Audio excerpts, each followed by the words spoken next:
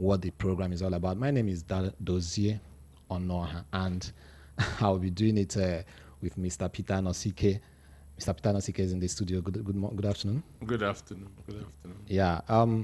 Within the week, a lot of things happened, and so many of them got a lot of people talking. And we also had so many things that happened, including the election petition tribunal of between the Labour Party and the APC, and so many other things that happened. So today we are going to be pointing out some major issues that actually happened. First, we'll talk about the Lamidi Apapa fraction of the Labour Party that called for the arrest of Mr. Peter Obi. We're also going to talk about the Northern Nigeria demanding for Senate presidency and other key positions, reason being that they gave the majority of the support to the president-elect Bola Tinubu. Also, we also talk about Mr. Peter Obi crying out about the duplicates of him that is everywhere on rampage. So we bring all these things, and also we also give you a summary of what happened at the election petition tribunal yesterday as given by the lawyer of the Labour Party presidential candidate, Mr. Peter Obi. So we are going to start with the first one. The former National Publicity Secretary of Labour Party, Abayomi Arabambi, has called for the arrest of Peter Obi. You remember that Lamidi Apapa had recently told the lawyers in the party to brief him on the petitions of the candidates that contested under Labour Party. And it is being speculated that his intentions was to withdraw Peter Obi's petition from the election. Even it was Bayo Ononuga that made this information known. Again, recall that another chieftain of the APC, Garuba Adamu, had appealed to Apapa to withdraw the petition. Secondly, we also have a story here that says that in Northern Nigeria demands Senate presidency and other key positions, or they would withdraw support from Ahmed Bola Tinubu. The leadership of Northern Nigeria met in Ariwa Hall in Kaduna 2 Fridays ago and demanded that the leadership of the National Assembly must go to the region since the South controls the executive and the judiciary.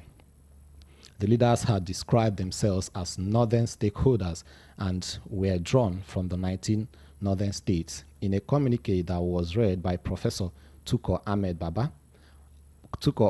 Baba, the chieftain, the chairman of the committee, he said that the Northwest gave a total of about 2.6 million votes, while the North Central gave about 1.7 million votes, and the Northeast gave about 1.1 million votes, which means that the North contributed about 63.5% of Tinubu's votes.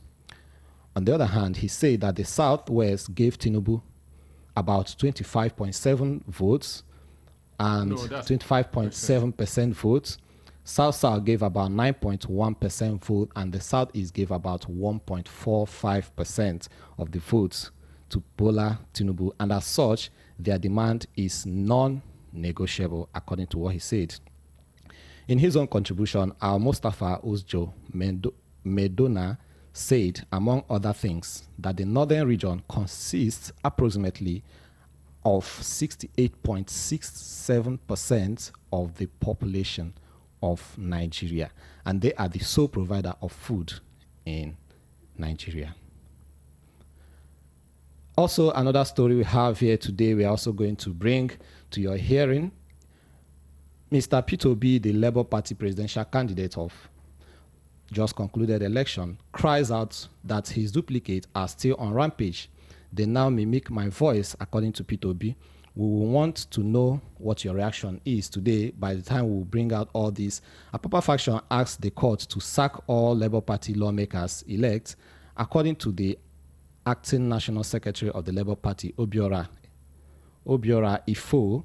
The suspended National Legal Advisor and a key member of the Lamidi Apapa group, Samuel Oyelekan, clandestinely sneaked into Kano, where, in collaboration with some members of other political parties, asked the court to invalidate all elections won by the Labour Party, in particular the National Assembly in the 36 states and the FCT, on the ground that Labour Party did not submit register of voters to INEC. Now, these whole things happened among so many other things that actually took place within the week. We are going to talk about it. Mr. Anosike is going to take time to analyze all this, and at the end of the whole thing, we are going to open the phone lines for you to call in, and of course, you make your contributions. Remember, what we have on desk, we have the Lamidi Apapa faction of the Labour Party calling out for the arrest of P2B. We also have the Northern Nigerian demanding for Senate presidency and other key positions. Their reason being that they gave majority of the voters to Ahmed Tinubu. And of course, we also told you that Mr. P2B, he cried out that his duplicate is on rampage, and we're also going to bring you a rundown of what happened yesterday at the election petition tribunal, according to what the lawyer of Mr. P2B gave out. So, Mr. Anosike, you've seen the stories. I want to start with the Lamidi Apapa. Okay. There is this allegation that he was given 500 million naira by the APC to do this dirty job. But I want to tell him that he has tried enough. Nobody's going to ask him for a refund. That's if actually there was a he has paid. Tried enough. No, without something motivating him, he cannot be doing all these things. It's an allegation. I said that there was an allegation. That's why I said that if actually there was money paid, he can. No sane man can do what this guy has done without something motivating him. He did not want to. He want to justify that money. He want to show that he merited it. Okay. That he worked for it.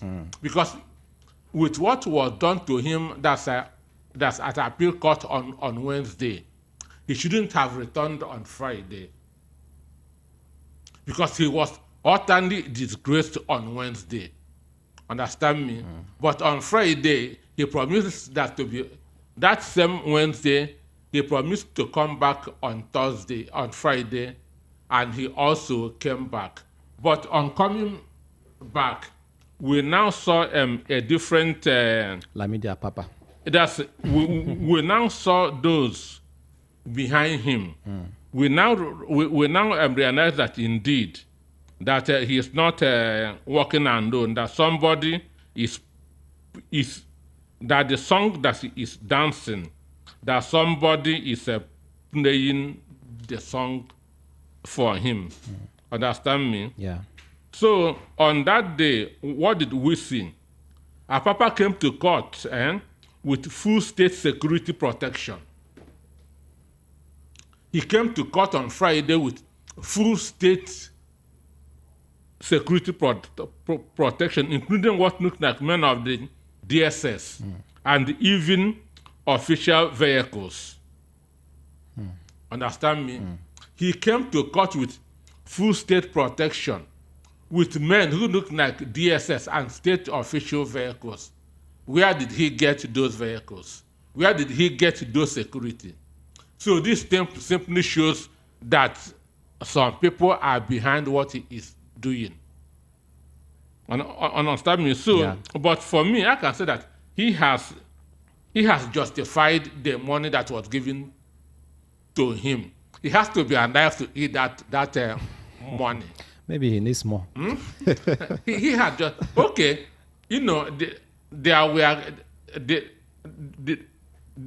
There was a case on yesterday that the governor of Abia has been sacked because they went to court on Thursday. Even court in Kano State. They went to court in Kano. Kano High Court gave dismissed a judgment him in Abia State. Understand me? But the issue is this, and their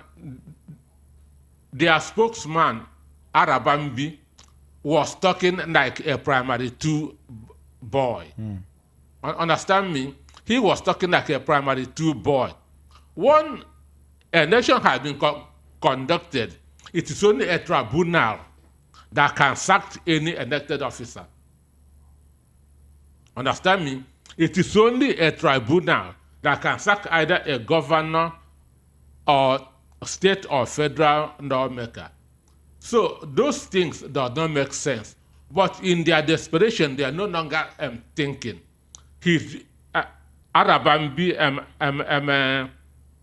Apapa are doing everything to justify the money that have been paid to them. And the point is now even that it is now very, very obvious that APC is afraid of the P2B petition. If not, I don't see why this desperation. I don't see why they are so desperate to stop the court proceedings and to withdraw the case. From what you read, it was Bayo Onanuga that said that Apapa has asked the lawyers to brief him on the state of that's on the issues.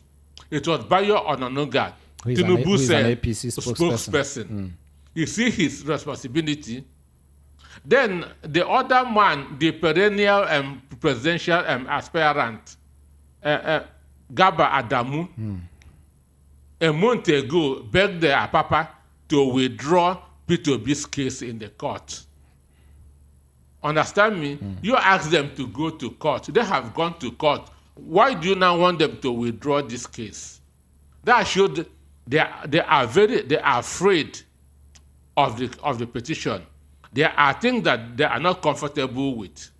So that's why all this desperation. But what they did not know is that it is only P2B that can withdraw that case. Understand me? Yeah. It is only P2B.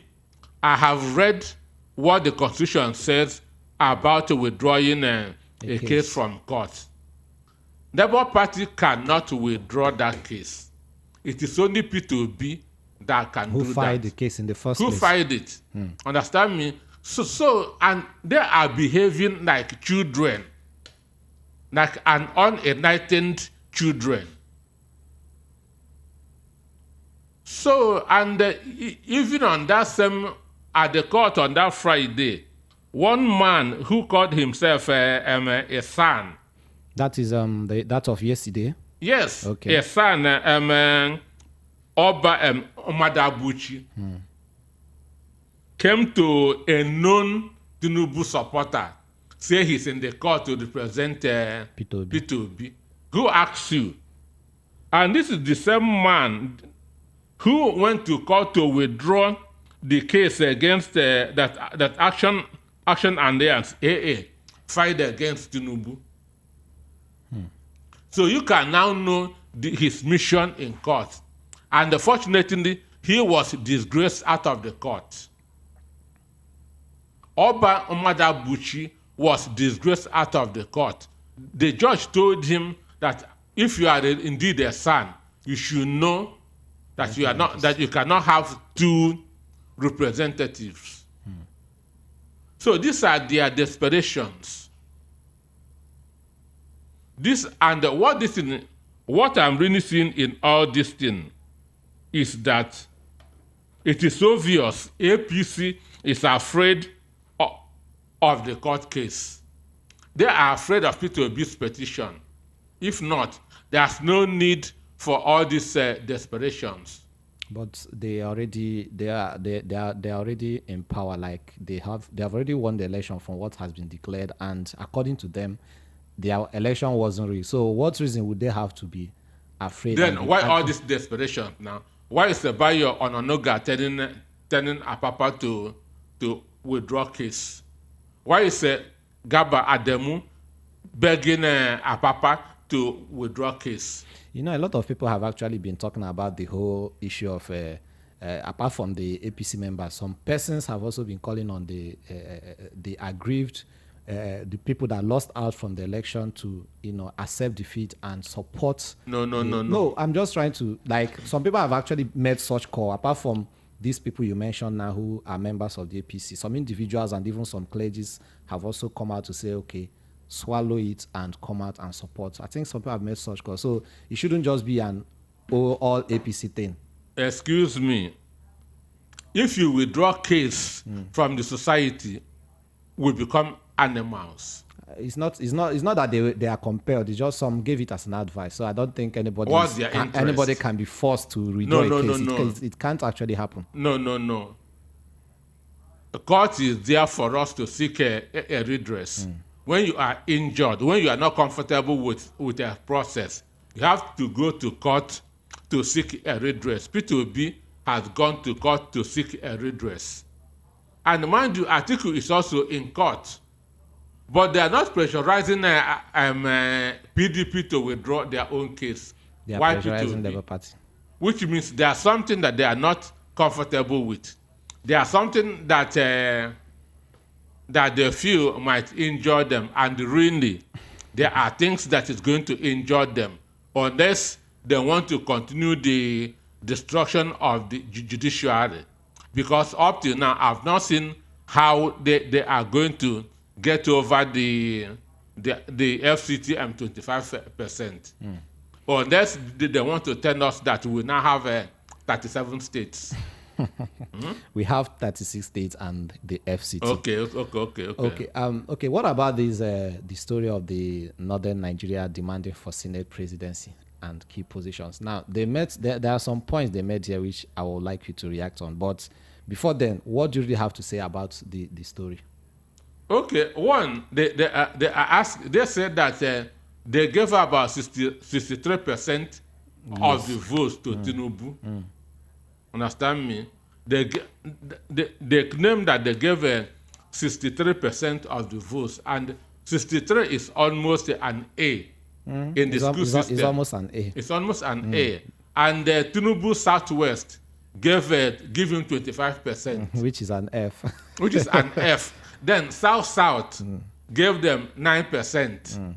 Understand me? And then Southeast gave them 1%. Therefore, they want their own court. Understand me? They want their own court, which in a natural setting, there's nothing wrong about it. When you give something, you should also receive. Giving 63% is not a joke. So, but the issue is this. Conscience should also come into this. Conscience should also come into this. You already have the vice president. Do you understand that? You already have the vice president. And if you are producing a Senate president from the north, definitely is going to be a Muslim. Understand me? No Christian won senatorial election in the north. So it means that we are going to have a president Muslim, vice Muslim, Senate president Muslim. And Nigeria is, mind you, according to the constitution, is a secular state. So, but greed does not allow people to think right. Okay, sorry. Apart from you said something, you said you actually agree to the fact that it's normal to make a demand because they gave the highest number of votes.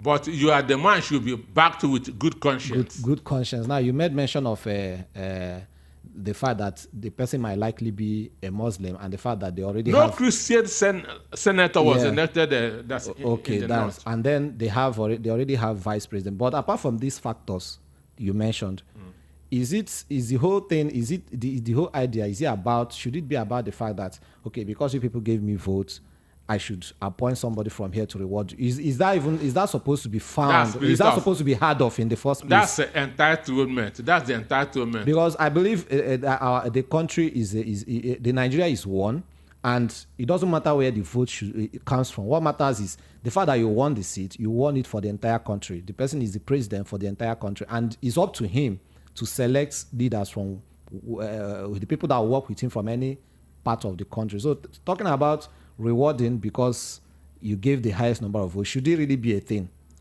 That's the spirit of entitlement. which has put the country where it is. Buhari said that he cannot leave people who gave him 97%. I don't know where that mathematics came from. And reward those that gave him 5%. Understand me? 97 and 5. So, Okay. so that's the spirit of entitlement. And it's still on that they say, give us this. But the truth is that Buhari, I didn't see even those, whether those that gave him and those that they don't. Everybody got their own share of the, of the economy. Of his pains, of his sorrows. Yeah. Understand me? Look at what is happening in Northeast now.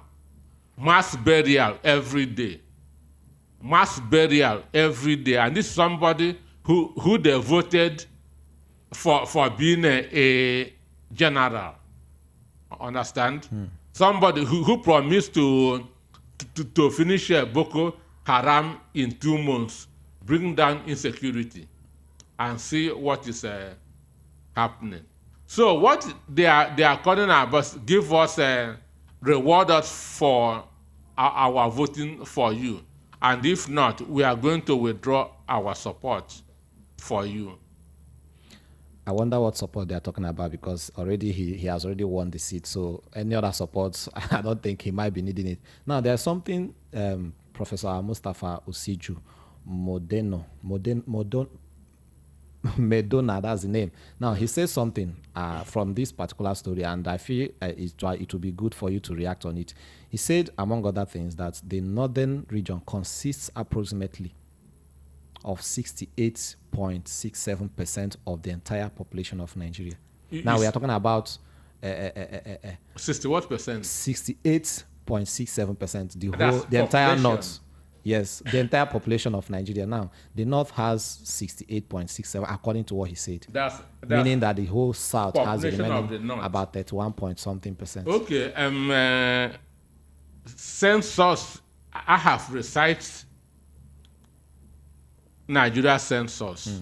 I have done a very thorough research on the Nigeria census, starting from 1866, when the first census was conducted, up to 2006, when the last census was conducted by President Olusegun Obasanjo. And from my research, Nigeria have never had any genuine census. We don't even know our number. Understand me? That the north is more populated than the south. It's like what Adolf Hitler, Minister of Propaganda, said. Tell and I, make it big, repeat it often, and after everybody will believe that it is true. That is the beginning and end of Nigeria census. Understand me? What it is a lie that started from the British. British skewed the country in favor of the north.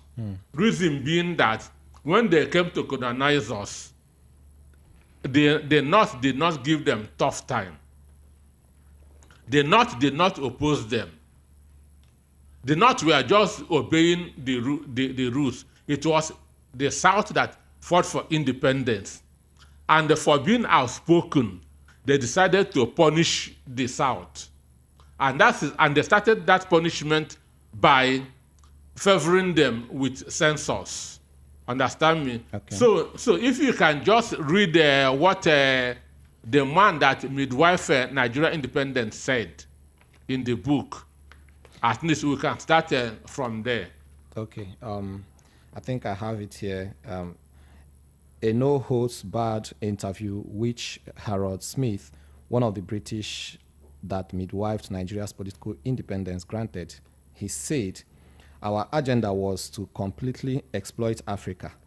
Nigeria was my duty post. When we accessed Nigeria, this is what we found in the southern region: strength, intelligence, determination to succeed, well-established history, complex but focused lifestyle, great hope and aspirations.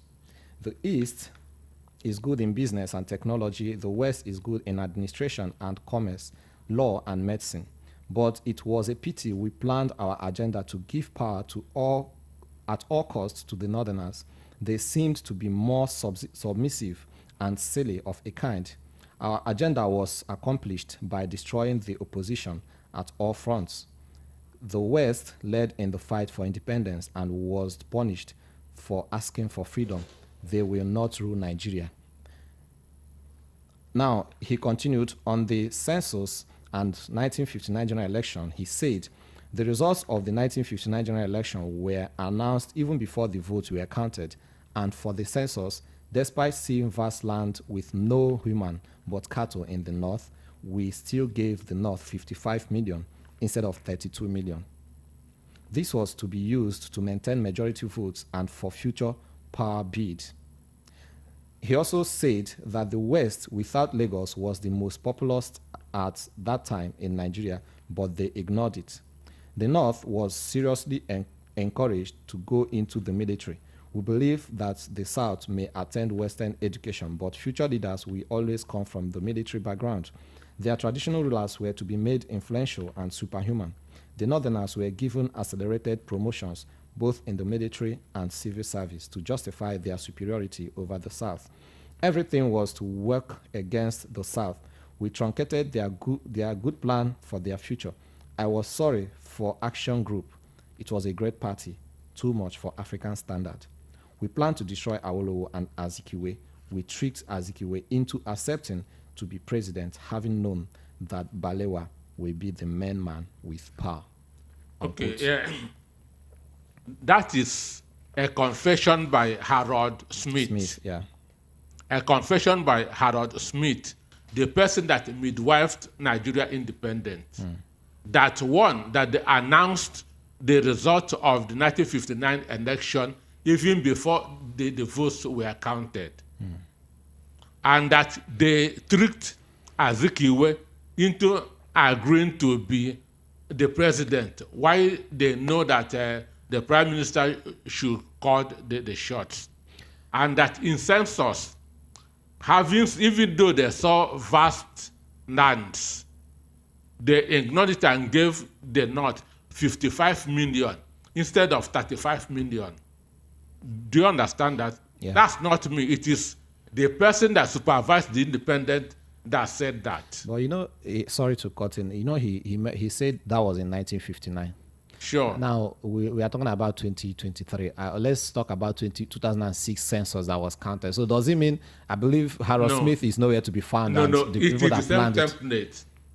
The template that Harold Smith used was formulated in 1931.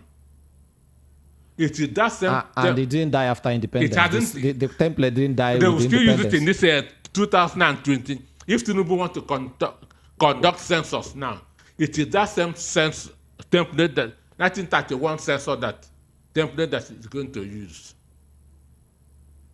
Do you understand? But the template doesn't do the counting. The template doesn't do the counting proper. That's what I'm actually trying to bring in. No. Template is a structure where everything will be based. Understand me?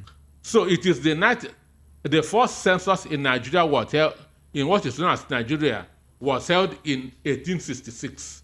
Okay. And since then, there has always been census, understand? And up to 2006. And because it favored the North, they have been maintaining that same template. Because it favored them, they have been maintaining that template.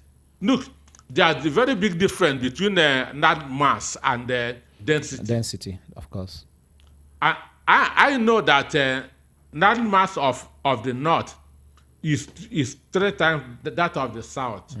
The North is about 600,000 square miles, and we only 333, making it 93. Understand me? Yeah. So, but land mass is different from density.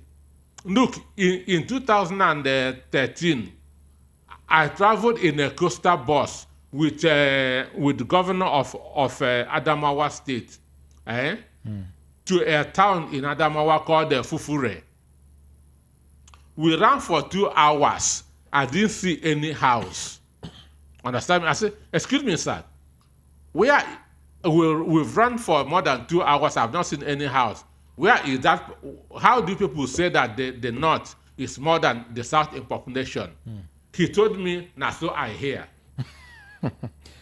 Understand me? Yeah. He told me, now so I hear. Okay, now, but in the template, if you read my book, you see that the British maintain a gap of 2 million, that's between north and south. And they know that that 2 million is enough for the north to dominate power. So they have been maintaining that 2 million until 1962, when they now handed over to Nigeria to conduct their own census. What happened? They just, from that 2 million, they increased that to 10. That's the first census that Nigerians conducted in 1962, 63. That was why Michael Apapa, the premier of Eastern Region, then said that this thing is worse than nonsense. Understand me? That was why Michael Apapa said that this census is worse than nonsense. 1962 census was cancelled. Then for 1963 to be done. Then 10 years after, Yakubu Gowon couldn't conduct any census. Understand me? Because there wasn't stability in the country. So the next census was now conducted by Ibrahim Babangida. Understand? That's in 1991. Understand me? Yeah. 1991. And who did he appoint? He appointed the secretary to the government of federation under Shehu Shagari. Mind you, in 1960, Shagari was to go to the Senate. So Shagari was among those that the power was handed over. Then his secretary, that's Ahmed Musa, knew what was handed over. Babangida appointed him the head of MPC, that's Nigeria Population Commission. That was in 1991. What happened? 2 months before that 1991 census was conducted, Jigawa was carved out of Kano State. But go and check. Kano and Lagos State almost had the same population. Even though that Jigawa was carved out of Kano, because the North has an unwritten rule that the most populous state in the South must not be bigger than the most populous state in the North. So no matter what is happening, Kano must always be more than Lagos. But someone can still say they are doing it after they give birth to a lot of kids. So don't that look possible? But that is it. Now, first of all, I want to bring in during elections when voters are registered, they not always have the total number of registered voters. They are working on that same template. Listen, even the South shot themselves on the foot with this reduction of votes. Census may happen anytime, and they will be shocked with the figure that they are going to get. Because by reducing votes in the South, you have given them that population that's free of charge. Yeah. Understand me? Yeah. If the census says that Lagos State is 10 million. Somebody can say, yes, it is a reflection of the votes. What happened during the election. Understand me? Because one, they reduced the number of votes in the state. So they don't know what they have done that to themselves. Okay, when that 1991 census was conducted, understand? Then the next one was in 2006. The next one was in 2006 when Obasanjo was the president. What happened? Fashionda was the chief of staff to Bola Tinubu then. Fashionda was in charge of the census in Lagos State. Fashionda said that they spent 11 days sleepless night counting all the houses in Lagos State in 2006. He wept. After 11 days of sleepless night, they got 4.5 million houses. So when the population figure came out, Lagos was given 9 million, which means what they did was to times 4.5 by 2, which means each building contains 2 persons. A father and a mother, no children. Understand me? A father and a mother, no children. Understand? The southern governors made a feeble protest. Understand me? They made a feeble protest and calmed down. What did Obasanjo said? Obasanjo knew that figure was wrong. But at that point in time, he was fighting for third term. And the North has more people in the National Assembly. He doesn't want to go against them. Because he needs the National Assembly to get his third term. And the North are majority in the National Assembly. What did Obasanjo say? Obasanjo said that the figure is not too bad. That Nigeria can either accept or reject it. That was Obasanjo's statement. That the figure was not too bad. That Nigerians can either accept or reject it. So, which means the South has been encouraging them on that falsehood. And that's why somebody who called himself a professor should boldly say that Nigeria is, that the North is 66.23%. Okay, now, an instance. Let me talk on the issue of this landmass. If you talk for landmass, Nigeria is not among the first 10 in Africa. Google it. Talking of landmass, Nigeria is not among the first 10 in Africa.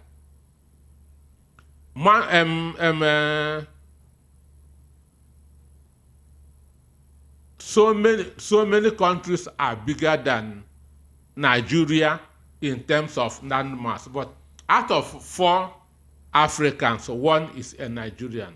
What does this show to you? That landmass does not equate population. Understand me? Demography supports it. There's a very big difference between landmass and population. Okay, Libya is bigger than Nigeria in terms of landmass. But the population of Lagos State alone is more than that of Libya. Then Canada is far bigger than United States. But the population of United States is far bigger than that of Canada. But in Nigeria, they are equating land mass with population. And they are rubbing it on your face every day that they are bigger than you. Okay, even before the 2006 population, if you go census, if you go back that to history, from 1990, there have been crises in the north. So many crises from 1990 to 2004. And there have been migrations from north to south from 1990. Kanu, Kaduna, Kanu, Kaduna, and Plateau, even Nasarawa, and so on and so forth. There have been migrations from the north to the south. But in 2006, the population of those of where people are coming to are now, it's not up to that where people are. So it doesn't make sense. It doesn't at all. Okay, that's good. Now let's talk about P2B crying out about his his duplicates on rampage. So what do you have to say about this? We heard what happened with him in the UK some time ago. Now he's complaining that people are mimicking him and mimicking his voice, and of course using it to put him at a disadvantaged position. What do they have to say about this? Well, the issue is this: technology is good, and it also has its own bad effects. There's a technology now that is known as deep fake. Understand me? That's a technology now that is known as deep fake. How does this deep fake work? With deep fake, you can impersonate anybody, you can criminalize anybody. Now, you might be making a speech. Understand me? Somebody will come get a picture of where you are making that speech. Then go to computer, say wrong different things from what you are saying, turn that thing into your own voice. Understand me? Yeah. Use the computer, say a different thing. Now turn that thing with the computer into your own voice. Now he will now bring that your video and mute your voice. Do you understand me? Yeah. Mute your voice and now play that one that you have recorded. Understand me? People will be here seeing you talking and hearing voice. They'll think that it is your own voice. Why that's a computer work. So it is called a deep fake. So it's not everything that you see that you believe. Understand me? I saw one the other. My son drew my attention that to one when they say that Pope said that Jesus is a useless man. So I told my son, look, there's no way Pope Francis can say this thing. Check it very well. It is deep fake. Understand? So what P2B, the cry is genuine. It's now there for Nigerians to be able to differentiate between the chaff and the grain. As a reasonable human being, you should know what P2B can say. Understand me? So you can know what P2B can say. You can know what Lamidi Apapa and his people can say. So for him, it's good to let the people know what is happening, because the APC, as I said earlier, is afraid of its petition. So they are doing everything to bring him down. But for me, I wonder why this is happening. You feel that you have won election and you are still acting as if you are still in the opposition. Do you understand that? Yes. APC, if they felt that they win, they should leave P2B alone and move on. P2B is in the court. You are not supposed to still be fighting somebody who you felt that you have defeated. So why the desperation? So I feel any reasonable man should know what P2B can say and what P2B cannot say. Even if you wake me up in the midnight and tell me that P2B said this, I will know what P2B can say. Now, the lawyer of Mr. P2B said something about the elections, the tribunal of yesterday, he gave a summary of what happened, what transpired in the court yesterday. Yes. So can you help us and do justice to some of those things before we open up the phone line for our listeners to call in? Well, what you said, I'm just giving you that's a summary of what happened. He said Apapa brought a lawyer in court to take over their case. Understand me? That Apapa, the disgraced Apapa, brought a lawyer in the person of Oba Madabuchi, a card-carrying member of APC and a non-supporter of Tinubu, to take over his case. Understand? The lawyer is the same lawyer that went to withdraw action and their case against Tinubu. Well, the justice reprimanded the son and told him that he was acting shamefully. Understand me? That the son was acting shamefully. That he knows as a son that what he was doing was unlawful and impossible. He was shown the way out of the courtroom. Understand? Yeah. So somebody who calls himself a son, understand, should know what is right and what is and what is wrong. But everybody has what motivates them. Understand? Yeah. Everybody has what is motivating them. So as I said earlier, Apapa came to court with full state security protection, including what looks like men of the DSS and even official vehicle. Understand me? Yeah. He came there to court with full state security protection, and the men that look like officials of the SSS. And mind you, on Wednesday, he said that he will come to court on Friday. So they have to kind of reinforce him that to come. So then, but at the proceeding, we are mainly about finding and arguing on motions, including the motion to televise the court proceedings. You know, Atiku and Tinubu, Atiku and Peter Obi said that the proceedings should be televised. So, and that was, so the justice did not give any ruling today, but reserved all the rulings till Monday next week. The court is adjourned till understand me. So yeah. they are starting again on Monday. So we should be giving this update because APC will want to be misinterpreting what is going on in the court. Understand me? Yeah. So VOP will be giving an update of what is happening, of the actualities, of the ratings that are happening in the court.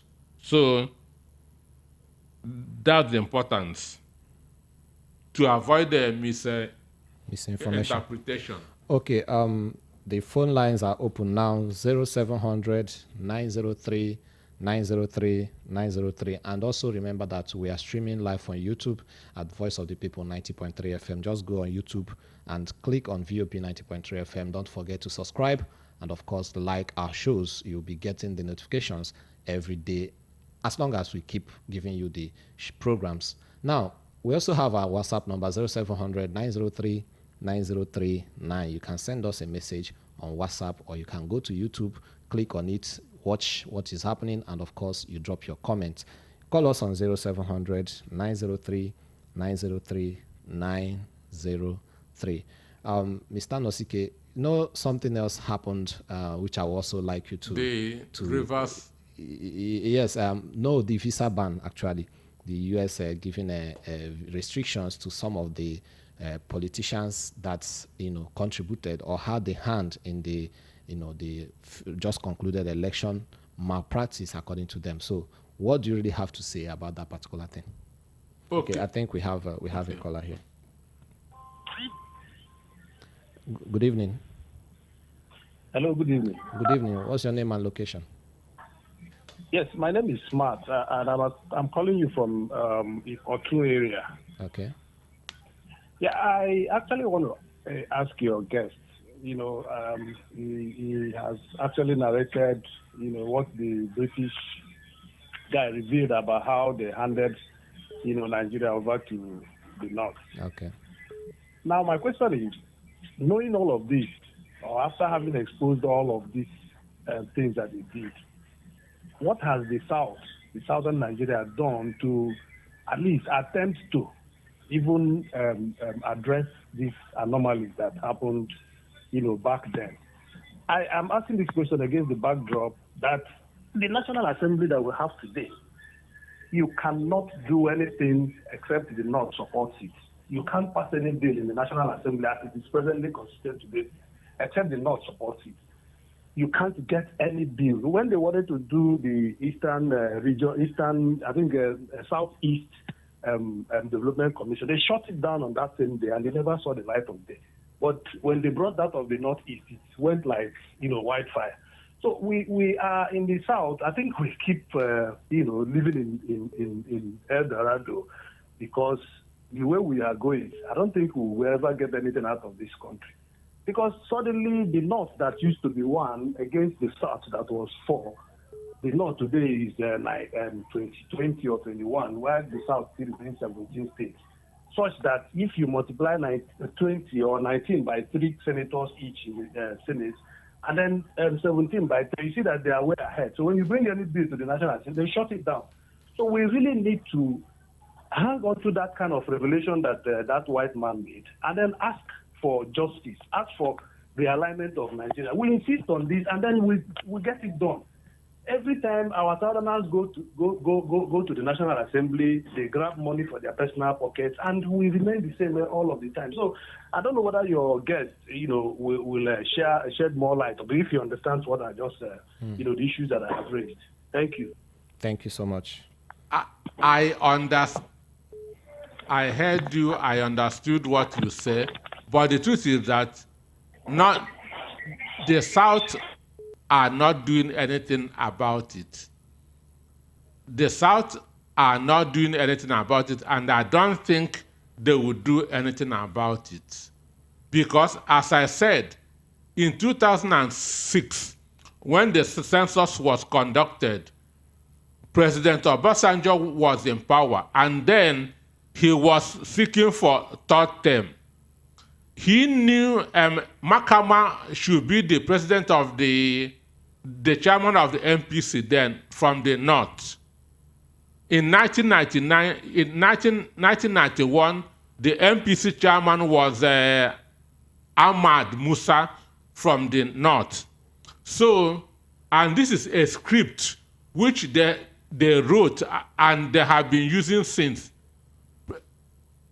President Obasanjo said then in 2006, you can go and check, that the result of the census was not too bad.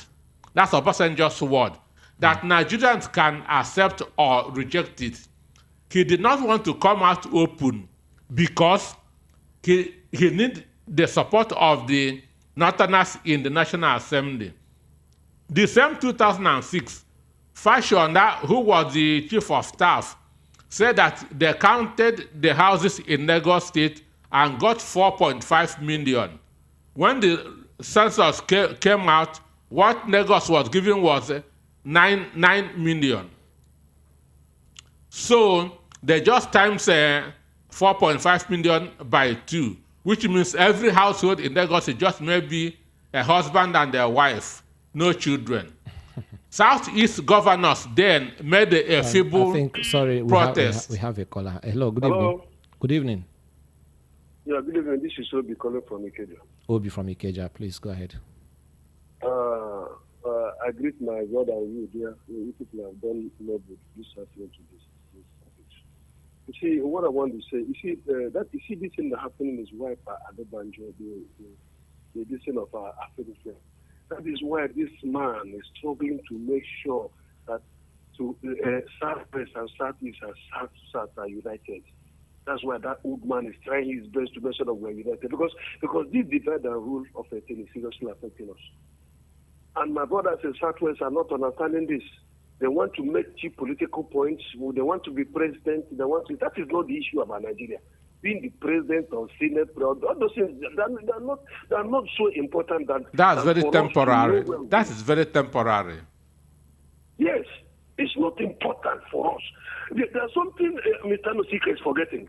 When the North knew that when Obasanjo made this Odumegu, NPC chairman, former breweries, they were vehemently against it because they know the man is an intelligent man. But they removed that man.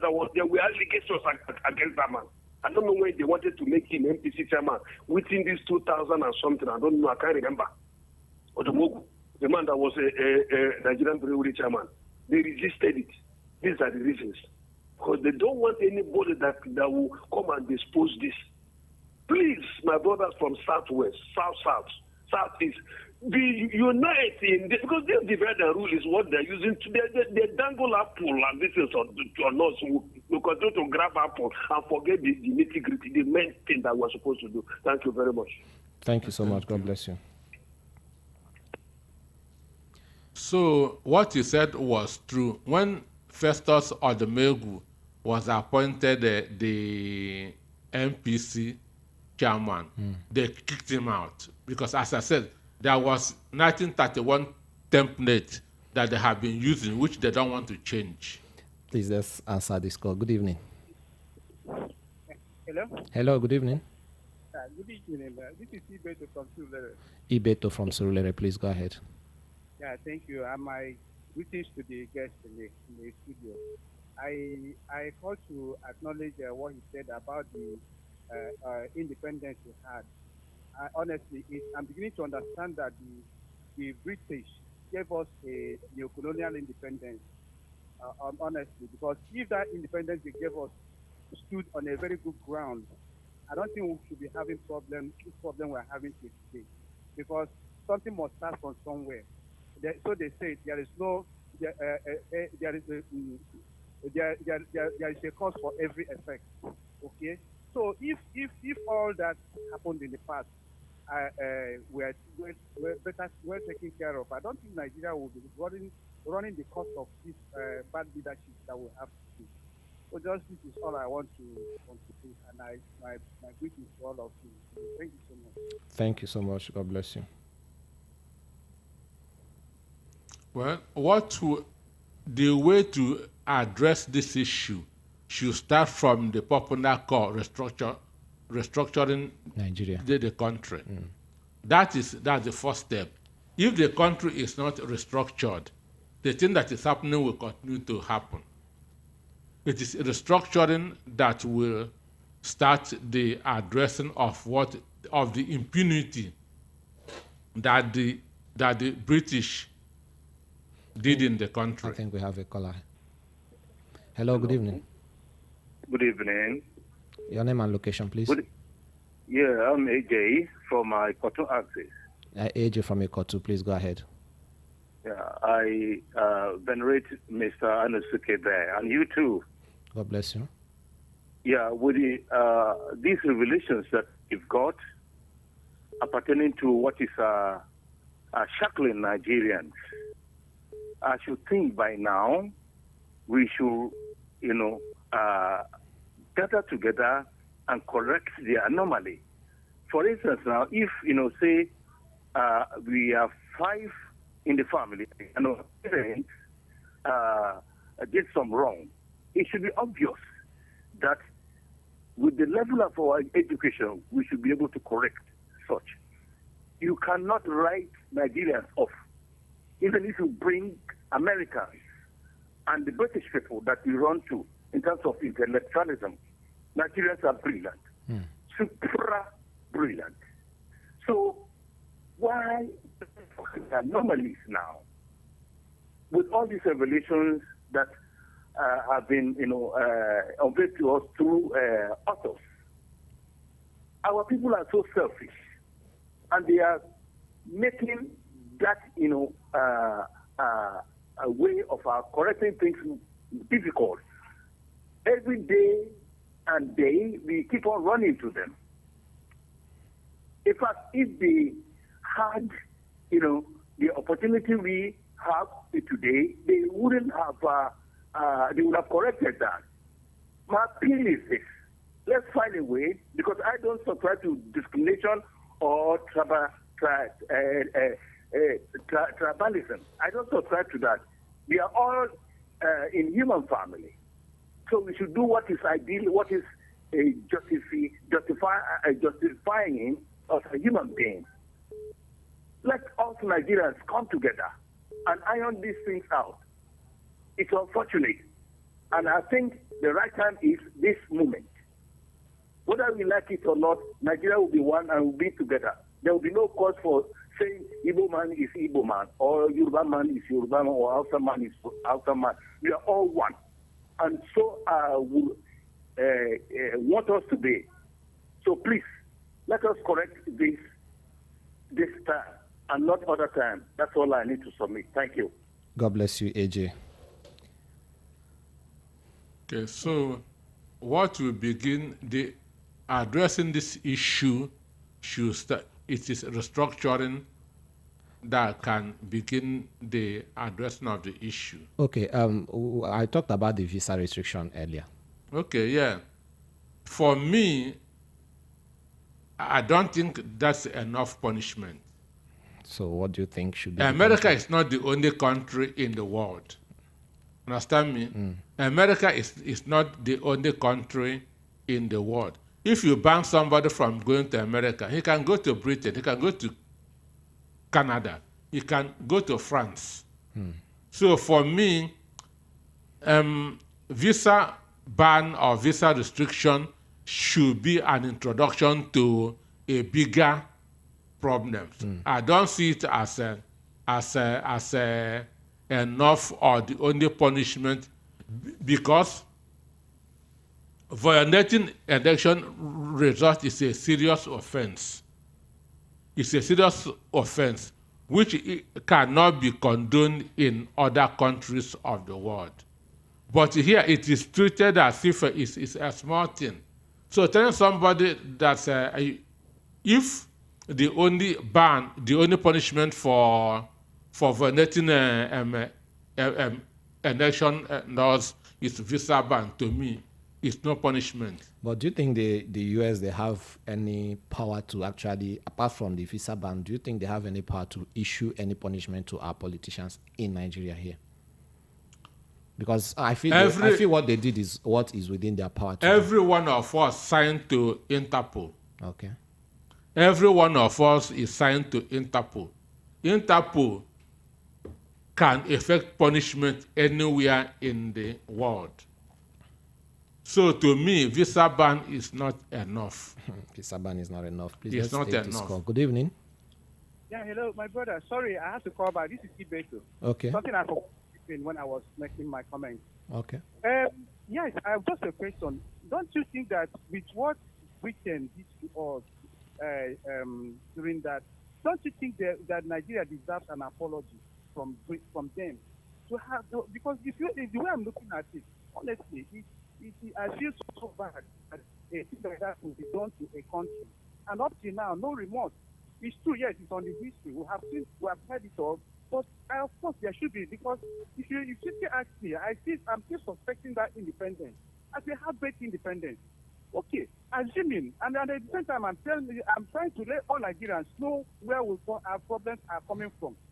Even the Northerners, they felt they favored for that. They even make the Northerners they put them in a way that they will continue not to give. Hello. Okay. Hello. He said something about the Britain apologizing to Nigeria. Well, we've not shown that we need an apology from them, because we are still going to their Chatham house. I actually wanted to ask that question. Are we really ready to get an apology from them? Because we've not shown that we read because we are still dancing to their tune. But do we even need an apology from Britain? Because if a father, let's say a father gives birth to a child, and maybe as a child, your father raises you from that infant age to adolescent and then into an adult. But maybe unfortunately he failed to give you expose you to some basic things of life. And you now grew up as an adult. You now have the willpower to decide on your own. This is what you want. This is what you need to do. This is what you need to do to decide as a person.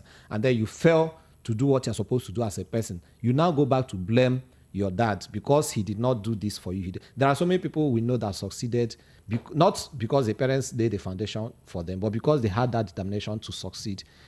If as a child who grew into an adult, you failed to make good use of your time to give yourself a life, and in the end of the day you want to go and blame your parents because they didn't give you or maybe provide some basic things for you, is it really justifiable for such to happen? Because in this case, calling for Britain to apologize to Nigeria, that is what I see it as, going to blame your parents because they did not.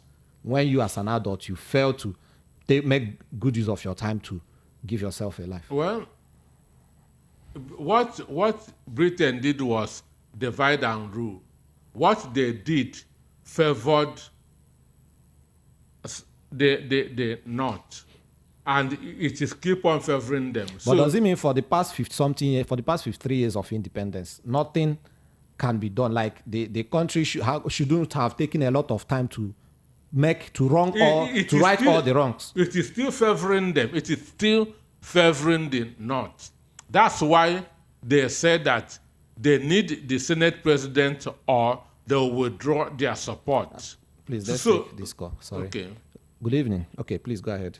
They are still throwing that weight around.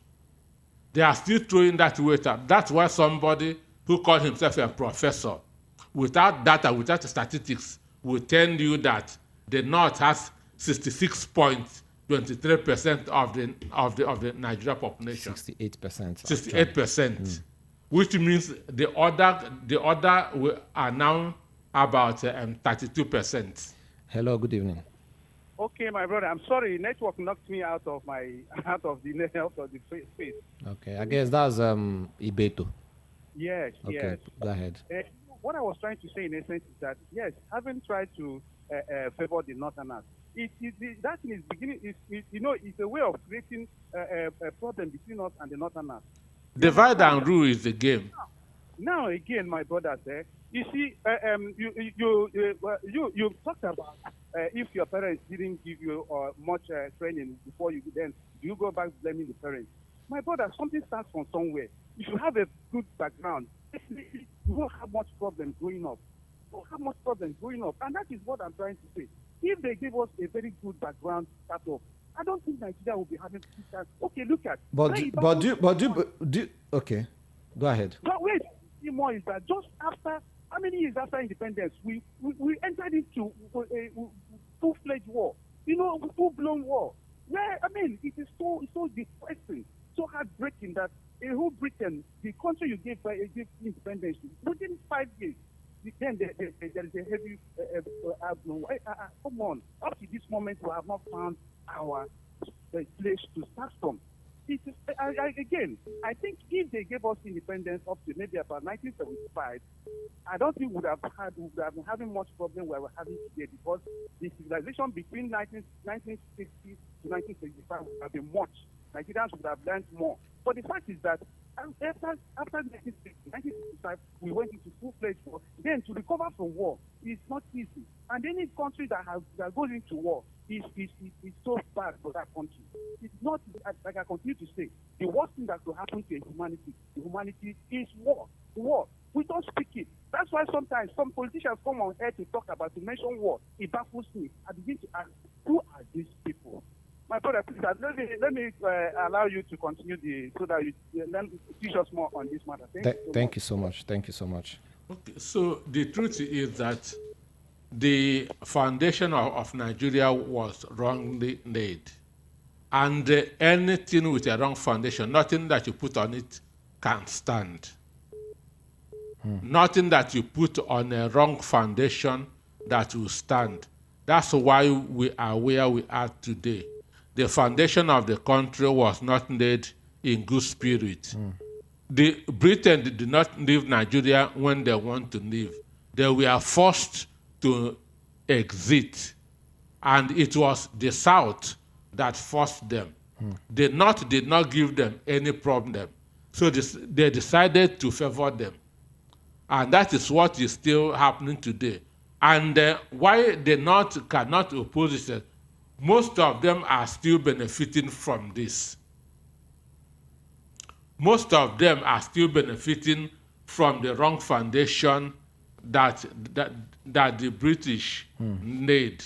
So, and for the North, they cannot join you in a fight.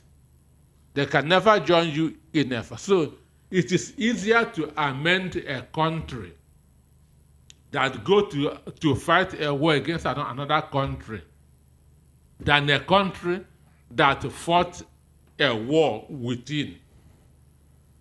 Do you understand me? Yeah. Nigeria would have been better, assuming we had gone out maybe to fight Ghana, fight Cote d'Ivoire, fight South Africa as a country, than fighting war within. It's not easy to recover from the war within. That pain, that sentiment will always be there. So, and again, the North has not really shown that they are not happy with what Britain did. That is where Buhari went and told them that Nigerians are corrupt. Understand me? It is the same Britain that... Please, I think we have a caller. Hello, good evening. Good evening, I'm Franklin calling from Okota. Sorry? I'm Franklin calling from Okota. Franklin from Okota, please go ahead. Yeah. You know, there's a question you asked that this Britain did not do well. And since we got independent, why haven't the people that are ruining us did something about it to change the status quo? Exactly. The reason that can't happen is because of this thing INEC did in this 2023 election. Since 1999 or since 1970 or 1960, Nigeria has never gotten the leader they voted for, the leader they choose to lead them, who has the idea and ambition and vision for Nigeria, for the betterment of Nigeria, to work for Nigeria and for Nigeria for Nigeria. Did you say since when? What we are getting is the person that they have been selecting for us. They select for us, not we. Vote for the person who has the idea to serve Nigeria and to redeem the image of Nigeria. Look at what happened in the 2023 election. It's still the same thing. We don't people who go to that place, the one that I need, we don't work for Nigeria to better the life of Nigeria and to change the status quo that we the Britain did. We don't work to change it.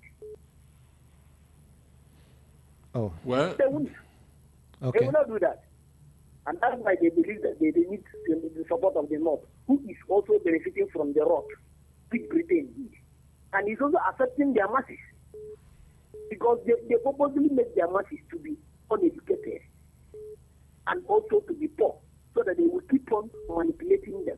Because once they are educated and their life is better, they will be easier to rule, but very difficult to take.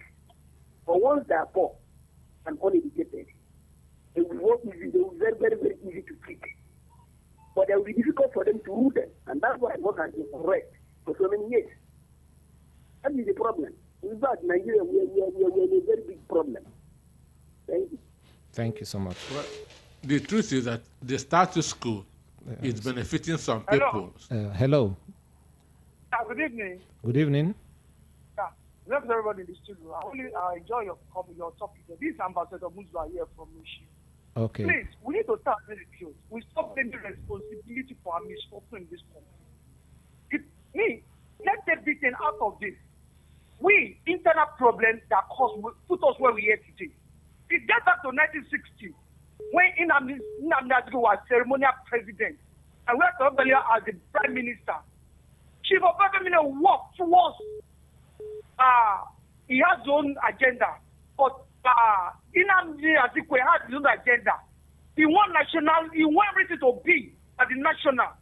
When all of us tell them, let's be regional, strong, But supposing he was not supported, and not just enjoy the ceremonial president, you don't want the religion to be powerful. So this is the problem where the problem started. That's the problem. Supposing at that time, all the traditions fathers speak one voice, but he ran under the north. That's why not know our power today. How do we go to we are regional? How do we come out to federation system? Is that an electricity pool? So most problems is internal, and that's what has spoiled it. We are going to repair it. Let's search ourselves. Let's take away religion, tribal. If we cannot take this out of everything, this is my person, I have to be there. I don't care who become Nigeria president. In as much it can unite us, it can unite Nigeria. That kind of person I'm root up for. Thank you. Thank you so much, Ambassador Musbah. Yeah, so some people are benefiting from the way Nigeria is skilled, and they will not want to do what the masses want because it is benefiting them.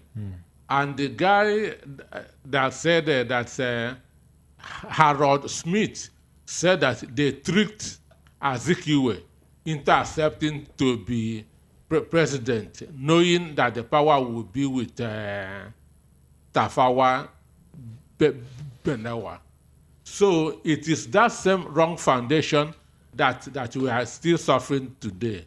And I strongly feel that the best way to begin to address this thing is through restructuring of the country. Yeah, I think we have a message here on WhatsApp. It says, good afternoon, crew. You can see that INEC is frustrating and doing cover-up by not releasing up their full result of the election. Also, they don't want the court to show the tribunal live. That means they have skeletons in their cupboard. They have put Nigerians in this nightmare, and you ask, it's INEC. Is it INEC? I guess that's what you want to write. Is INEC a revenue generating that they want to collect money? Also, there is no problem in labor. It is you, journalists, that is pouring petrol in the burning fire. Journalists are not doing anything, my brother. We are just reporting what happens. Okay, it's the APC that are sending principalities. His message continues, and power called. Okay, that looks like forest. Okay, I can't be able to read that, but I think we got your message. Well, yeah, this is coming from Dayo from Faba. Thank you so much, Dayo, for that message. And then this one says, good evening to you. Well, I am afraid to inform you that making a move to change the status quo in Nigeria is almost impossible. Okay, the North will never subscribe to any changes that will remove this stronghold they have on the South. Alex from Iju. That's correct. That's correct. But restructuring can start it. Okay, someone asked a question. He said, please, is it true that phones and cameras were not allowed into the courtroom today? Thank you for this very informative program. Simi Shola from Isolo. Thank you so much, Simi, for that. For me, when you are entering a court, you have to switch off your phone and camera. Okay. When you are entering a court, because you must not distract the court. So before you sit down in a court, they will tell you to either put your phone in silence or switch it off. So it's not just because of the president. It happens in courts everywhere. Okay, we have a caller here. Hello, good evening.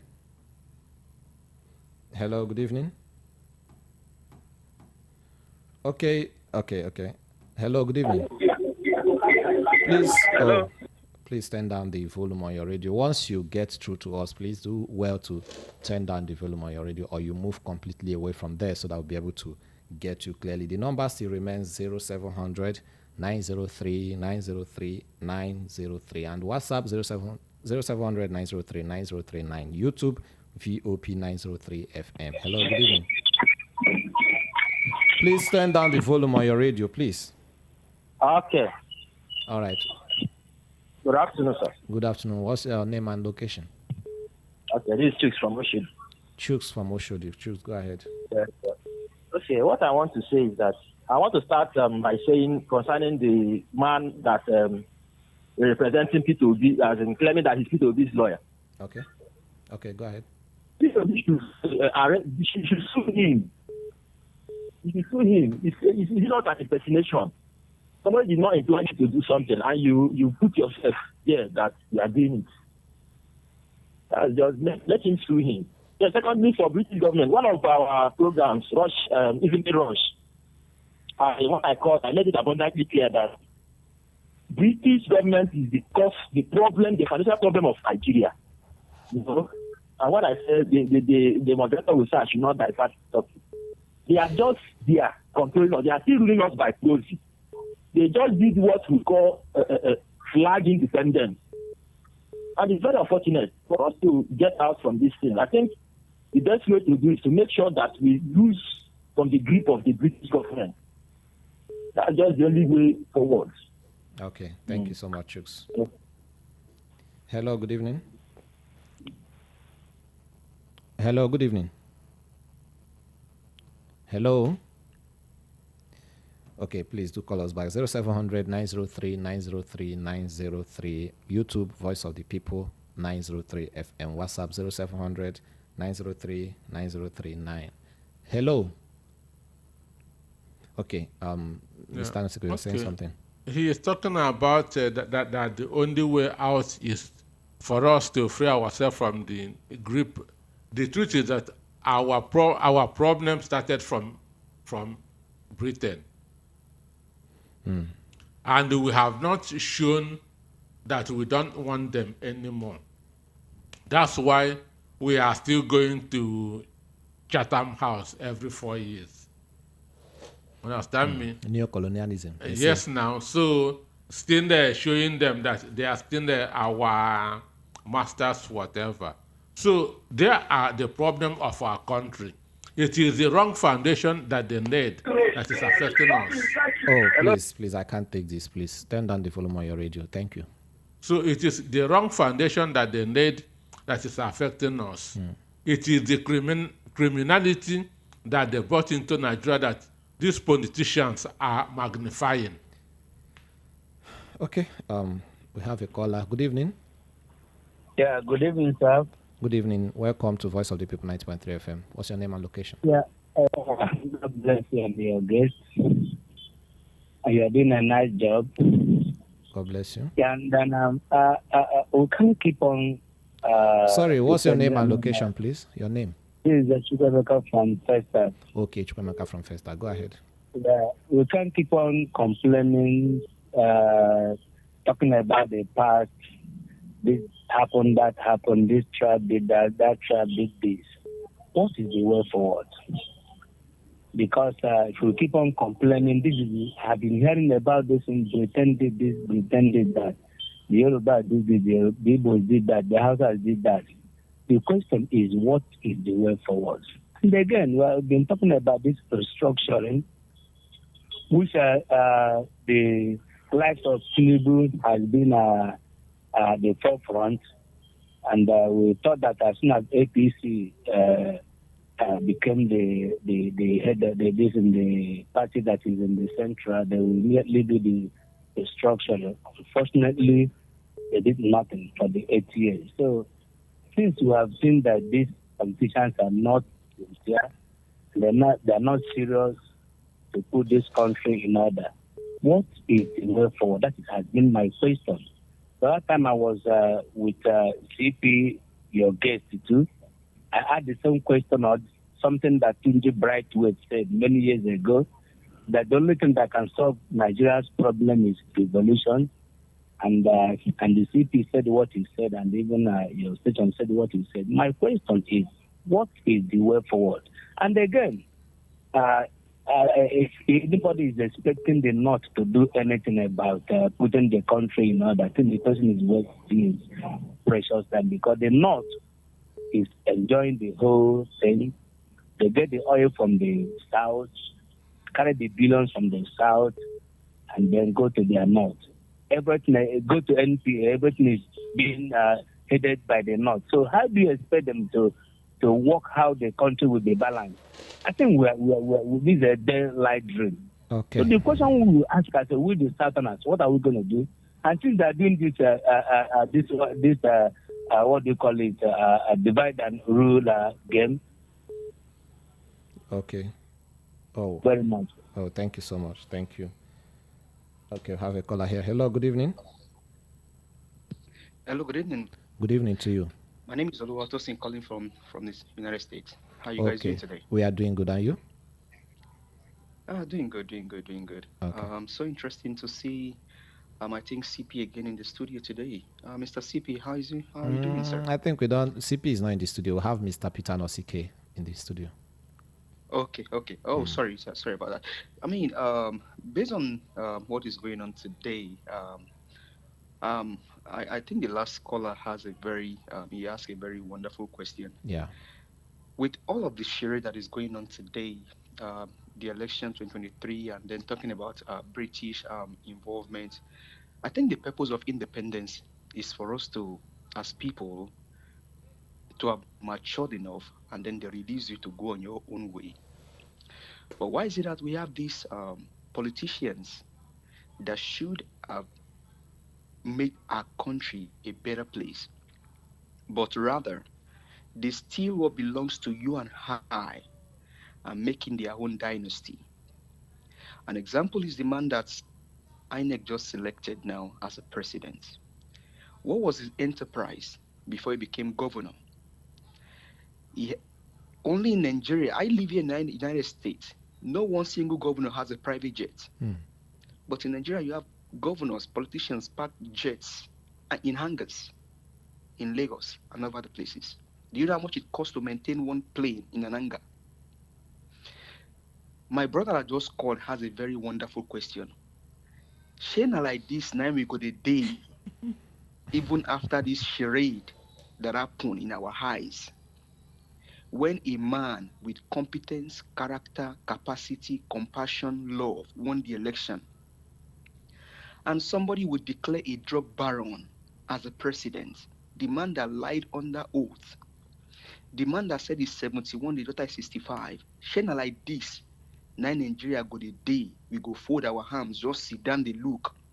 Boko Haram's killing in the north. People are dying in southern Kaduna. Do you know how many people die per day in the north? Sambisa Forest, our armies are dying there. No one fallen armies can fall here in the United States and they will not bring the corpse back home. Shana like this, now Nigeria go the day, we all this smile, this suffering. Shana like this, it go the day, and we will go stand up now and take the bull by the horn, my brothers. Shana like this, now Nigeria go day for our children. Shana like this, now it go the day. Shana like this, now Nigeria go the day. With clear robbery of robbing a man, Peter Obi. I'm from Southwest. He's not about tribe now. But this man has what it takes to rule the nation. Shana like this, now Nigeria go the day. Now we go be the first country to elect a drug baron as our president. Shana like this, now go the day. Thank you so much. Thank you so much. Now go the day. Thank you. God bless you, Oluwatosi. Mr. Peter Nosike. The question the previous caller and this current caller said, they asked what is the way forward, and that is the question I'm going to ask you. But before then, let me pick this call. Hello, good evening. Oh no, please. If you call us, do well to turn down the volume on your radio so that we can have a smooth conversation. Mr. Peter Nosike, what is the way forward? One British Prime Minister said that Nigerians are fantastically corrupt. But I want to say that the most corrupt people in the world are the British. Okay. They are the British. One, if you go to South Africa today, what is happening in Nigeria is happening there. They just gave them political independence. They never give them economic independence. Please, one minute. Let me take this call. Good evening. Hello, good evening. Good evening. Yeah, your name and location.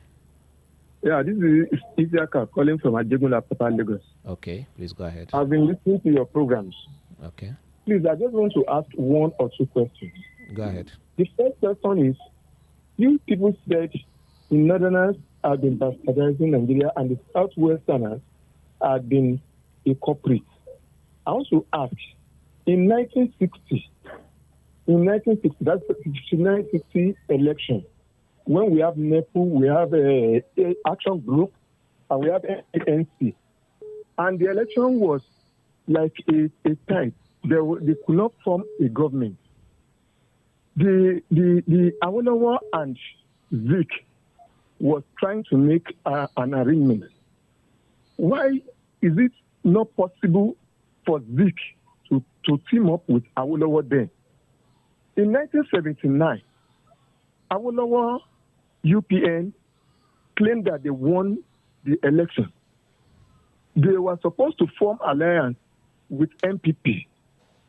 Why did Zik form alliance with NPN? So the question is, how does the Southwest aid? Is it the Southwest that is aiding the North now, or the Northwest? Please, I think we never. Okay, thank you so much. We never mentioned the Southwest as being an accomplice. We actually trying to analyze what was said, the statement that was made concerning the North, having the highest population, and Mr. Peter Nosike has been trying to, to counter that claim with some reasons and what he mentioned. So we never said the Southwest being an accomplice. Maybe you heard what some of our listeners actually said, but everybody is just saying what he or she feels is the problem we have in the country. Thank you. Mr. Peter Nosike. Okay. The South, the East and the West are in the same shoe. Mm. The East and the West are in the same shoe. And even in the North, when we talk of the North, 90% of the North are not, of the Northerners are not happy. It's only a very few that are benefiting there. The ones that are actually benefiting from it. Very few. And it is those few that will reject changing the status quo. Yeah, so we have a caller. Good evening. Hello. Good evening. Yeah, please. I'm still on. I think it's high time we stop deceiving ourselves. I think it's high time. It's high time we stop deceiving ourselves. What we should do is not our problem. Our problem is we, the South. Like I told you, if Zik has teamed up with Awolowo, if Awolowo and Zik has teamed up in 1960, the situation would have been different today. If in 1979, if they team up, the situation would have been different today. Why is it today that a Westerner decided to work with the Northerners to break through, that the Easterner that has been having Jojo with the North, why is it now that they are complaining? Thank you. Well, Samuel Akintona worked with the North too. Yeah, hello. Hello, sorry, we have a caller. Good evening. This Ambassador Musba, I have to call again. Okay. I want to ask you one question. Look, we are benefit from our misdoing. Nobody can take this away from us. Let me ask you one question. Now, we want to blame Britain. Now, presently, let's forget about 1960. Let's forget about 1979. Let's start now. Is it possible for the Easterner to speak in one voice, all the senators from there, all the out of breath from there, to fight the same cause? Is it possible? That's my question for you. And I like myself now, in the Southwest there, is it possible for us here to fight the same cause? All the politicians, is a lie. It's lying. It's not about study state. Until we are ready. We are not ready. Let's not blame Britain. It's the people that colonize us now. They are different, but we ourselves, we are mature. Is it not possible for us to do things in our own way? This is when we want it. Is it possible? Let's start from the East. Is it possible? I want to answer your question. I want to listen to you. Thank you so much, Ambassador. Hello, good evening. Hello. Good evening. It's Franklin. I'm calling back from Apapa. Okay, Frank, please make it snappy. For me, I believe that British showed a seat of hatred and division in Nigeria. But for me, it's high time we Nigeria look inward and blame ourselves on the condition of Nigeria. Because I don't think it was British that told Mahmoud Yakubu to 100% depend INEC own guidelines on how the election and its result will be conducted. I don't think it was British that told him to throw it away. And this is this thing they did. I don't think it was British that told him. It wasn't British that told Nigerians that. Oh, please do call us back. We'll have a caller here. Hello, good evening. Hello, good evening, sir. Good evening to you. Yes, sir. My name is Sam. I'm calling from Italy. I want to add a little thing to what my brother said just of recent now. That I mean, if you go back to 1960, what Awolowo and other people did, because they come from independent man by that time. Okay. What is happening now in Nigeria? It's the same thing that happened in Ghana. Ghana fought to revolution. All those corruption politicians, they break everything. Now Ghana is good. If masses, Nigerians, doesn't fight for themselves, politicians will continue killing us. People that are ruling Nigeria since 1960, is them still ruling Nigeria up to now? Why everybody is crying? How Nigeria will develop? Nigeria cannot develop. We are still hiding under British, under these politicians. In 1966, who take over? What happened that time? Don't repeat itself now. Tinubu is elected president. Selected or elected? Some people say elected. Some people say selected. But if masses want to call it not Nigerian choice, Tinubu is not Nigerian choice. Some people vote for him. Why some people vote for Peter Obi? What we need now is that we need revolution for Nigeria. That's for me. Thank you so much. Thank you so much. Mr. Anosike. Yeah. You see, some of our callers, they've been mentioning Britain, and I remember what I said initially about I gave an illustration, and that is what most of them are trying to justify. And if you ask me, I will still say it again. We have grown. At least a child of 50-something years is not a kid. And I will say it here before everybody. If something is going wrong in Nigeria, I think everybody is involved. Whether the North, the South, some people are benefiting from that even in the South here, we have a lot of people benefiting from. Even in the South is just like Ambassador Musba asked a question. He said, if the people decide to, okay, maybe the Easterners decide to come up with one mind to get a change, would the senators and the politicians on the South, would they actually oblige to it? Would they agree to, make a change? Would they agree to bring out themselves to bring a change? That is exactly what we are saying. Those of them in the South there are people who are benefiting there. In the Southwest, there are people who are benefiting South, and the entire North. So I feel the whole thing is not... What's the percentage of those that are benefiting? That is still the point. The fact still remains that people still benefit from all those regions. So my question I asked before is, what is the way forward? Because Britain, they've done what they did. Fine. We can't stand they are still doing them. it, and we are still encouraging them to do it. Then, British Prime in that Minister, case, if as an adult, if Prime Minister was the first to send if as a man of 50-something, you still allow someone who colonized you to... It's where Buhari goes for medical treatment. I don't think anybody in Britain forced the president to go there and receive treatment. That is still what we are talking about at 53. Should we still be blaming Britain? Buhari went to Britain, parked our presidential jet there for more than 2 months. Do you know how much they pay for a day? Still what I'm saying. I don't know. I still feel that we still allowed them to interfere. Yes, I know they still have a way they get through to Nigeria, but if Nigerian leaders should rise up, at least a man who is up to 52 to 53 years can, sorry, did I say 50, 62 to 63 years, should be able to say, okay,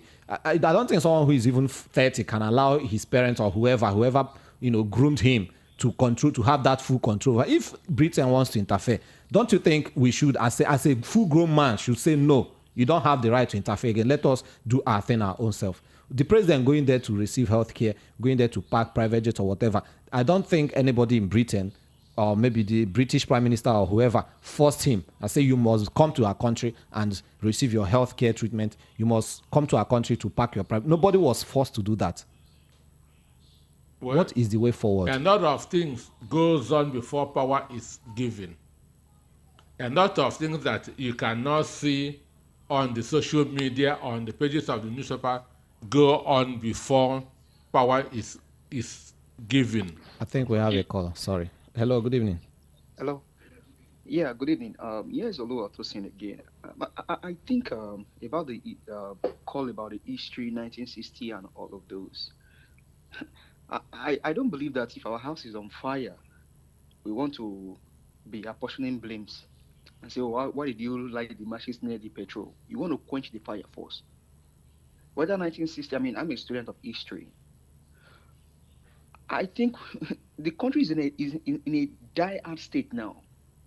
People are dying every day. People are suffering. And you just cited a wonderful analogy. A man of 55 is not old enough to take care of. Nobody invites Buhari to come and park a private jet in the United Kingdom. He built an hospital in Nassau Rock to take care of the presidency. Why didn't they use the hospital? Now he's about to leave, and the wife is saying that, nobody should, no president will be traveling abroad now for medical treatment because they have a clinic in Nassau Rock. People are calling. What is the way forward? This country is about to break. We are a laughing scorn in the eyes of the world. Not even Ghana, our neighbor, we elect a drug baron as their president. Can we ask our children to look up to Bola Tinubu as a president? Can we ask our youth to look up to him as a president? Selected by Mahmoud Yakub. By now, Mahmoud Yakub should be in jail. Tinubu should be in jail. And all of their companies. We sit down and we're speaking good grammars. What is the way for the country is about to break? People are dying every day, suffering every day. So about Britain, maybe Britain they colonized us, they've done their best. Now it's time for us to either chase out the corrupt politicians out of our system and take the book by the and begin to build our nation. Okay, thank you so much. We should not apportion blame. They've done their best. We should take up our own country and do the things that is needed to make our country a better place. We have everything it takes to be the number one nation in the world. Thank you. Thank you. God bless you. We have a message on WhatsApp. Good afternoon, crew.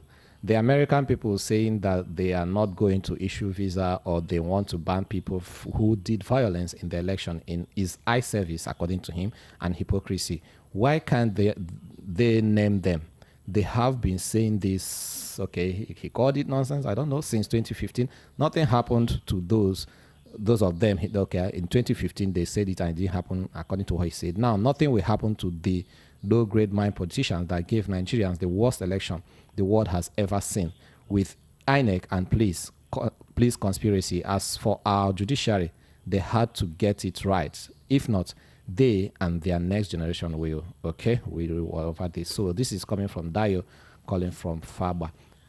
We also have this one. It says, what powers will always manipulate the power blocks in Nigeria and other third world countries by trying to influence who becomes the head of the country?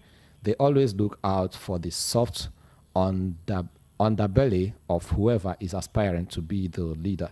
They are after those they can blackmail in order to continue with their exploitation of our resources and economies. Alex from Iju. Mr. Nosike, okay, let me put this question this way. Do you think don't you think it's possible for us to cut these people out, especially when it has to do with our selection of leaders? Cut people out? The British and maybe some of these countries. Well, world powers are always interested in who becomes president in any country. Let me give you an instance. In Paris, they have a department where they study Nigeria. In France, they have a department just for studying Nigeria. Wow, so we are that important. Which important? For them to be studying us, we are that important to them. Then. So when Tinubu is romancing with French president, with France, they are not happy with Nigeria. They don't want their interest in Nigeria is because of their francophone countries. French, they want Nigeria to break, understand me, so that the francophone countries will be bigger. They are more concerned about their francophone countries. Okay, sorry to cut you short. Hello, good evening. Yeah, please, I come in peace again. I come in peace, my brothers. I come in peace. It's okay. The traditional religionists or traditional adherents has been agitating, saying that the British took away all the idols, especially from the Igbo side, and using these idols to be manufacturing planes, automobiles, and this and that. Then I told them that I'm sure that there are still idols in Igbo land. Why not use those remnants to be manufacturing, even if it is wheelbarrow? Okay. Yeah, with you. So every time we're complaining of Britain, I've asked a very vital question. What is the way forward? And then secondly, another I want to say is this Labour Party or this election fight, I don't want us to see it as a tribal fight. I want us to see it as fight between darkness and the light. The side of the Labour Party are the light. The side of the so-called elected or selected president are the side of darkness. I don't want us to see it as Igbo fight or Yoruba fight or whatever. No, this is the fight between darkness and light. Until we see it like this, we cannot move forward. Because now some how do I say, some unlearned Yoruba guys are seeing this as fight against Yorubas. Igbos are using it a bit of fight. No. And that is why we are failing. And that's why Nigeria is not moving forward. Please, Mr. Nosika has been dodging this question. What is it revolution that is the way forward? Restructuring is the way forward. He said something about restructuring. Yeah. Restructuring is the way forward, not revolution. Restructuring is the way forward, but the politicians are not buying the idea. Because if they are buying the idea, by now they're supposed to have gone into the so-called... since I have been hearing restructuring, I have never heard the word restructuring before. Even in my school, it was that I know I heard of restructuring. And that was many years ago, before the advent of APC. Tinubu had been shouting restructuring, the Radicals, all these guys, and then eventually they came in, and today we're still talking of restructuring. And since we have seen that these guys are not ready to build Nigeria, what is the way forward? That has been my question. Thank you. I blame the 1960, blame Ziki, blame Awolowo, blame I don't know. But yes, we blame them, but now that we are alive, because by the time we did not do anything and we die, our children will still blame us. They will still blame Mr. Nosike for only saying something in television. Thank you so much. Thank you so much. Only saying no solution. What is way forward? That is my question. Thank you, please, thank you. We don't really have much time. We have to. For me. Hello. Sorry, let's take this call. Hello, please. What's your name and location? Yeah, Obi calling from Ikeja. Please, Obi, you have 1 minute, please. Yeah, I said this earlier. The Igbos and the Yorubas are the problem of Nigeria. Do you know why I say this? Why did you say These two tribes have refused to unite to forge a common front. Let me tell you what. These northerners, politically, they are endowed, they are intelligent. This last election, they knew quite all right that if they didn't give Tinubu tickets, because Tinubu had structure and the Yorubas believe in him. If they didn't give him tickets, this political alliance between North and Southwest would have collapsed. This is a bitter truth. They know what they did. They made sure that Tinubu had. It's not that they want him or even the president never supported him. Everybody knows. The incumbent president never supported him. They gave him this. And what I'm saying, later, I don't want to be hearing about Awolowo, Zeke, I don't want to hear or Britain. No. what do we do, the Southwest and Southeast, to unite so that we can forge a common front? And restructuring is the key. That is the nearest we can come to getting something right. Thank you very much. Thank you so much. Yeah. Thank you. So restructuring is the way that to go. Understand? Yeah. That's where we can start. And for revolution, the greatest revolution in the world is the revolution that was carried out by Jesus Christ, which is the revolution of the mind. Understand? So the best revolution is the revolution of the mind, not revolution of arms. Okay. So when most people talk of revolution, they are talking of a revolution of arms. But for me, I'm an advocate of revolution of the mind. Okay, I don't know if we can actually take one more call. Okay, 0700 903 903 903. Maybe one call we can be able to call it a day. Good evening. Oh, please. Hello. Yeah. Please turn down the volume on your radio. Sir. Turn down the volume on your radio, Yes. please. Turn down the volume on your radio. Thank you. 1 Thank minute, you. please. 1 minute. Hello? Yeah. Yeah, I told you, sir. Okay. In this country, UK from satellite. What's your name and okay? UK from Yes, satellite. UK from, yeah, All right. exactly. Okay. The Please go ahead. problem of this country is something we will closer to Northerners. We ask them questions. We have talked too much in the South. Then Northerners will get glory. Can we continue like this? That's what we will ask ourselves. Can we continue like this? We talk and they bring out gold.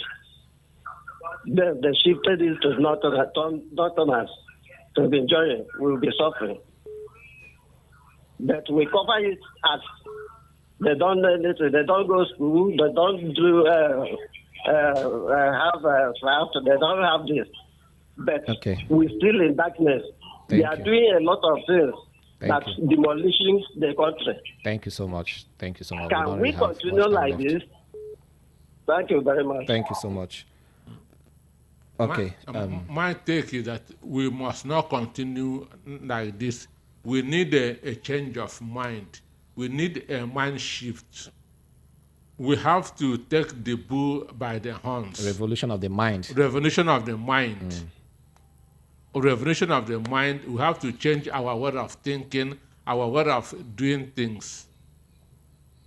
So that's my take. Okay, that is the size of our package. Our time is up.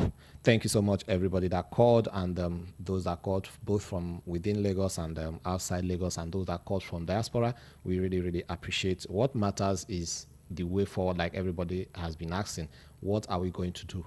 It will always start with us as individuals. Whatever thing you need to do to contribute your own quota, as long as you know what is right and you know that it is very right, just do it. We definitely get there someday. So this is what we have for you this evening, and our other programs will be coming up starting from the news, world news at 6, that will be taken by Chioma Innocence. Thank you so much, Mr. Anosike, for coming around. Thank you. My Thank name you is for having me. Dozie Ono. Do have a lovely evening. Bye-bye.